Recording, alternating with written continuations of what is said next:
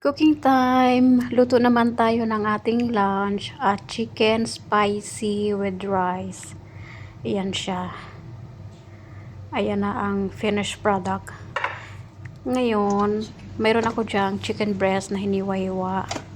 Lalagyan muna natin siya ng paminta, garlic powder, onion powder, tapos paprika, tapos konting asin lang siya kasi may sauce siya mamaya. Then lagyan natin ng curry powder, cumin powder, tapos haluin natin ng mabuti. Pagkatapos lagyan natin ng isang itlog,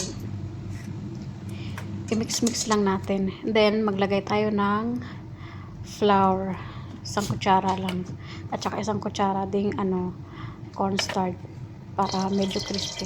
And then ipiprito natin siya para mag golden brown and then crispy. Prito and then fast forward, tapos na dyan sasalain natin para yung mantika na iba. Tapos igawa tayo ng sauce dyan. Ang ginawa ko lang dyan, soy sauce, tansya lang yung ginawa ko dyan. Soy sauce, tapos yung hot sauce, dakus, ganyan. And then, ketchup. I-mix lang natin yan dyan lahat. Tapos lagyan din natin ng black pepper. Tapos, lagyan natin ng konting tubig para siya, hindi siya malapot masyado. Pagkatapos, iset aside muna natin siya. Mag-iisa naman tayo ngayon ng sibuyas at bawang. Lutuin muna natin hanggang mag golden brown. Mix natin. Konti lang yung oil dyan. Mix. Pagkatapos, ilalagay na natin dyan yung in-slice natin na bell pepper. Lutuin lang natin ng medyo bahagya. Tapos, ilalagay na natin dyan yung sauce na ginawa ko kanina.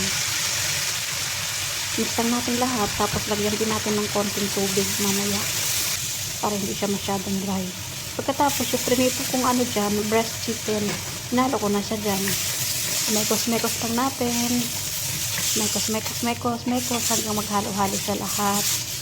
Pagkatapos nyan, sa Pyrex, meron na akong naluto na kanin. Parang nagsaing ka lang ng kanin, tapos ilagay mo sa Pyrex, tapos ilalagay mo ang chicken sa ibabaw. Ganyan lang siya kasimple, napakadali lang. Ilalagay lang natin sa ibabaw yung chicken na yan. Medyo spicy yan kasi nga may hot sauce. Yan. Okay na yun siya, luto na. Yan, nalagay ko na dyan sa yung kanin, nilagay ko na talaga dyan sa Pyrex para ibubuhos ko na lang yung chicken dyan. Ganyan na siya, diba?